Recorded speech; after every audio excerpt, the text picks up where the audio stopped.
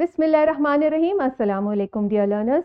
This is your English language instructor, Dr. Nurul Huda. I hope you all are doing great and enjoying the blessings of Allah. And I'm pretty sure that by now you have already done your bridging activity. And this time, again, your answer do not have to match mine because this is an open-ended question and you can write whatever you want. But make sure this sentence structure and the spellings are correct. Now, what is the demand of the SLO? Yes, this is an interesting SLO because we are not going to read or write anything. We are going to speak and have fun. And it has two parts. Yeah. The first part says you have to ask questions. And the second part says explain your ideas clearly. Now, this part is extremely important in communication and delivering because if there is a mystery and you have no idea what you have to do, you have to follow these 3 steps. Gather the clues, present the case, and remove the mystery because mystery is not good for you. So these are the important steps you have to do. So how you gather clues? Gather means collect, accumulate. Never guess. If there is a mystery, never make a guess. Always ask questions because questions will pull you out of the thin air, which means out of ambiguity, out of unclarity. Out of thin air is a phrase. And always ask questions with the question words. And we have already learned about the question word, and every question word has its own purpose.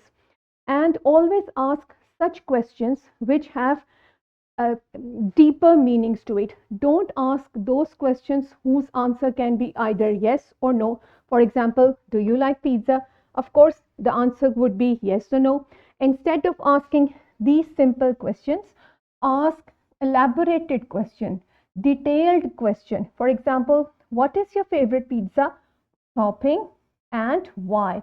Because if you give the answer of why, the answer eventually be elongated. So ask such kind of questions. And when you have gathered all your clues, you have asked all of your questions while using WH words, now you have to present your ideas. How you have to do that?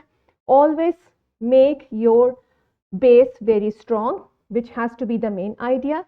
Then support the main ideas with the clues or examples, and at the end give your conclusion, which is very, very important. This is how you have to present your ideas. For example, if you have the example of a dog, dogs are amazing pets because they are fun and loyal. Then give an example, and at the end you have to give your conclusion. Because if you present your presentation like this, everything will be very clear to your listener. Now, what is the meaning of explicit? Explicit means stated clearly. Stated means told clearly. Never use those sentences which are vague. Vague means not clear. Always use words with explicit meaning. I've told you with have clear meanings. I have example over it. It says he took the thing to the place. Everything is blurred here. Everything is vague. Instead of using such sentence, use this one. Marcus. Marcus is a name of a person. Rode his red bike to the library.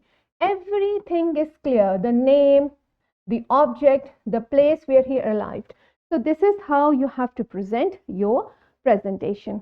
So what you have to do, if you have question in your mind, ask it, then explain your idea, and then retell everything clearly so people can make more questions from your presentation. So this is the super communicator cycle, and you have to follow the step. To check your understanding of the focus, we have designed this formative check. You have to do it in the class one after the other and speak English, have fun.